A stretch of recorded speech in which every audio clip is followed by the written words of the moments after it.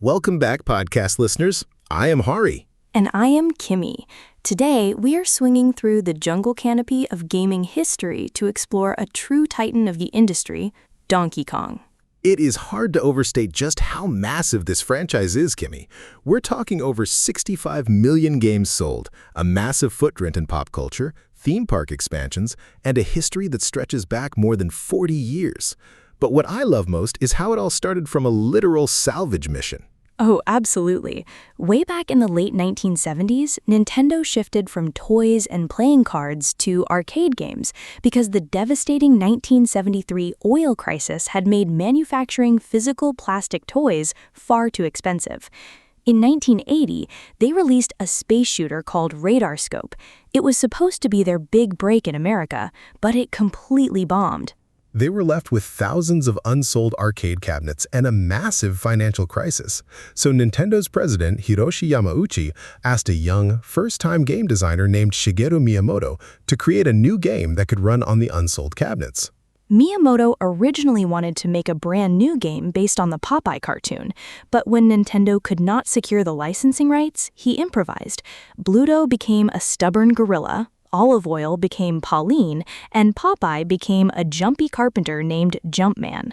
Jumpman was later renamed Mario, the legendary plumber who went on to become the undisputed mascot of Nintendo. Miyamoto named the gorilla Donkey Kong, using donkey to represent stubbornness and Kong to imply a gorilla. The 1994 Game Boy game was the first time we saw him wearing his famous red necktie with his initials on it. He drew inspiration from Beauty and the Beast and the 1933 King Kong film. When the game released in 1981, it was an instant, massive international hit, generating hundreds of millions of dollars and single-handedly saving Nintendo of America. But then came the drama. Universal City Studios sued Nintendo, claiming Donkey Kong violated their trademark for King Kong. This is absolutely one of my favorite legal stories. Nintendo's lawyer, Howard Lincoln, won because he discovered Universal had actually won a previous lawsuit by arguing that King Kong's original story was in the public domain. Universal had essentially legally established that they did not own exclusive rights. Talk about a hilariously self-inflicted defeat. That victory solidified Nintendo's position. Miyamoto's team quickly followed up with sequels. In Donkey Kong Jr., they flipped the script. Mario is actually the villain who locked Donkey Kong in a cage, and the player controls his diaper-wearing son to rescue him. It is wild to think Mario was once a villain. After Donkey Kong 3 and a few edutainment failures like Donkey Kong Jr. Math, the franchise went on a long hiatus. Nintendo focused heavily on the soaring popularity of the Mario spin-offs. Right.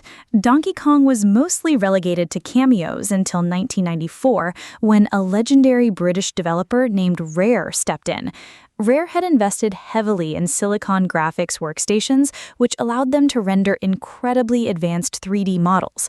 They convinced Nintendo that they could use this technology to reboot Donkey Kong.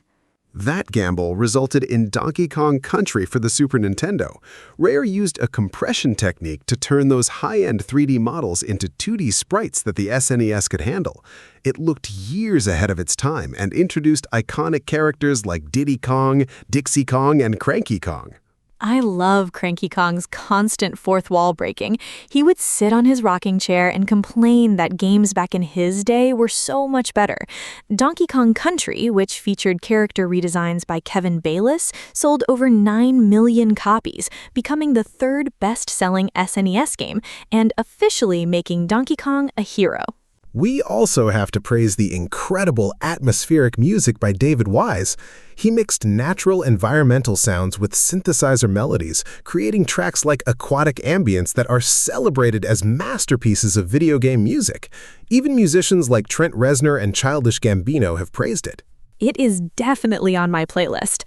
Rare continued their hot streak with the Donkey Kong Land series on Game Boy and the 3D exploration game Donkey Kong 64. But by 2002, rising development costs and shifting console performance led to Microsoft acquiring Rare for $375 million. Luckily, Nintendo kept the intellectual property rights to Donkey Kong. Still, they entered an experimental phase, releasing rhythm games like Donkey Konga with bongo controllers and puzzle games like Mario vs. Donkey Kong. Then, in 2010, Retro Studios revived the classic side-scrolling style with Donkey Kong Country Returns and Donkey Kong Country Tropical Freeze. These games were highly praised for their brutal difficulty, rich level design, and brilliant momentum-based gameplay. And of course, we have to talk about the latest chapter, the 2025 release of Donkey Kong Bananza for the Nintendo Switch 2. Directed by Yoshiaki Koizumi, Bananza returned the franchise to full 3D gameplay, using destructible voxel environments where Donkey Kong can literally tear up the terrain. It is a massive hit, and it brought back King K. Rool and his crocodile army, the Kremlings, after a nearly 20-year absence. It feels like the franchise has come full circle, celebrating both its 2D and 3D legacies.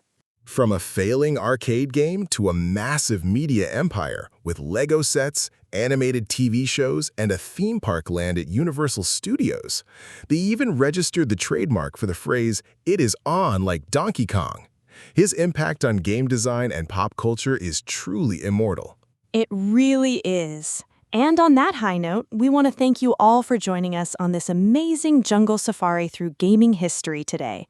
Until next time, keep gaming. This episode is based on the Wikipedia article Donkey Kong, which is available under the Creative Commons Attribution Share-alike license.